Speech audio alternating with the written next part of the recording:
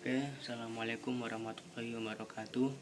Perkenalkan, nama saya Geza Al-Ghifari Ramadan dari kelas 10 DPB SMK Darut Taqwa 2. Di sini saya sebagai seorang arsitek akan menjelaskan poin-poin penting dan apa sih yang dimaksud dengan arsitek itu.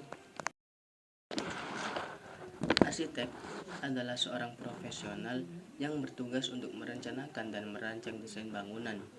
Fungsi dari seorang arsitek yaitu untuk mengambil bagian dalam perencanaan, perancangan desain, perkiraan anggaran, dan pengontrolan bangunan, seperti perumahan, pertokoan, dan perkantoran. Arsitek sebagai profesi yang menciptakan ruang bagi aktivitas dan kelangsungan hidup manusia dituntut selalu peka terhadap perkembangan zaman dan teknologi serta terdapat mungkin selalu membela kepentingan masyarakat umum.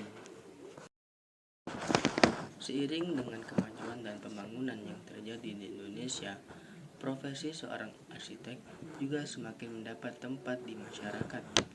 Meskipun tidak sepopuler dokter, peran kerja arsitek dalam pengabdian kepada masyarakatnya semakin dihargai. Untuk dapat melakukan tugas-tugasnya secara profesional, arsitek dituntut menguasai ilmu arsitektur yang dipadukan dengan berbagai disiplin ilmu lain yang selalu berkembang dengan dinamis.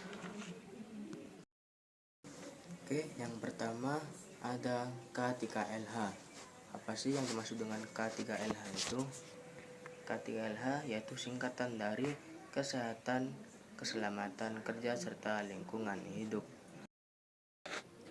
Keselamatan kerja atau yang dimaksud dengan K3LH adalah suatu kondisi atau keadaan ketika pekerja mampu terhindar dari segala bentuk ancaman di lingkungan kerja, seperti terjatuh, kesalahan penggunaan alat bantu kerja, tertimpa bahan atau alat konstruksi, dan lain sebagainya. Adapun kesehatan kerja dapat diartikan sebagai suatu kondisi atau keadaan ketika pekerja dapat terhindar dari penyakit atau gangguan kesehatan yang lain yang diakibatkan karena pengaruh lingkungan kerja atau K3LH. Berikut tujuan dari penerapan K3LH. Penerapan K3LH dalam dunia konstruksi secara umum memiliki beberapa tujuan, yaitu 1. Melindungi dan menjamin keselamatan dan kesehatan orang lain serta pekerja yang berada di lingkungan kerja tersebut. Nomor 2. Mencegah dan mengobati penyakit yang timbul akibat kerja dan lingkungan kerja. 3. Melindungi dan menjamin hak pekerja terhadap keselamatan dan kesehatannya dalam melakukan pekerjaan guna meningkatkan kesejahteraan dan produktivitas nasional. 4. Atau yang terakhir, yaitu menjamin penggunaan sumber produksi secara aman, efektif, dan efisien. Dan berikut syarat-syarat diperlakukannya K3LH. Pemerintahan memiliki upaya menjamin keselamatan kerja atau K3LH berdasarkan undang-undang yang meliputi hal-hal sebagai berikut. Pertama, memberi jalur evakuasi pada kondisi darurat. Yang kedua, memberi pertolongan pada kecelakaan kerja. Yang ketiga, memberi alat pelindungan daripada kerja.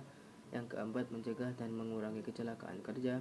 Yang kelima, mencegah, mengurangi, dan memadamkan kebakaran. Yang keenam, mencegah dan mengurangi bahaya peledakan.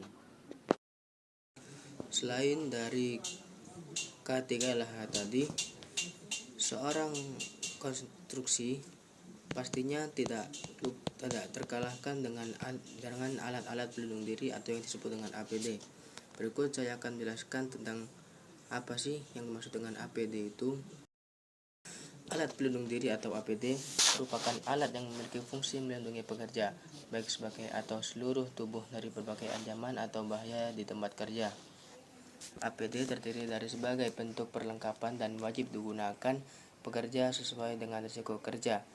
Hal tersebut dilakukan untuk menjaga keselamatan dan kesehatan pekerja sekaligus orang yang berada di sekeliling pekerja. Kewajiban penggunaan alat pelindung diri juga diatur dalam peraturan perundang-undangan tentang alat pelindung diri. Berikut adalah beberapa APD yang digunakan dalam pekerjaan konstruksi bangunan. Pertama, ada helm keselamatan. Kedua, ada pelindung mata dan wajah. Yang ketiga ada sabuk dan tali keselamatan. Yang ketiga ada alat pelindung kaki atau yang disebut dengan safety boots. Yang kelima ada alat pelindung telinga atau yang disebut dengan earplug. Ada sarung tangan. Oke teman-teman, itu tadi sekilas pengertian seorang profesi seorang arsitek yang saya ketahui. Semoga selalu bermanfaat, dan saya pamit untuk mengundurkan diri, dan salam seorang arsitek. Assalamualaikum warahmatullahi wabarakatuh.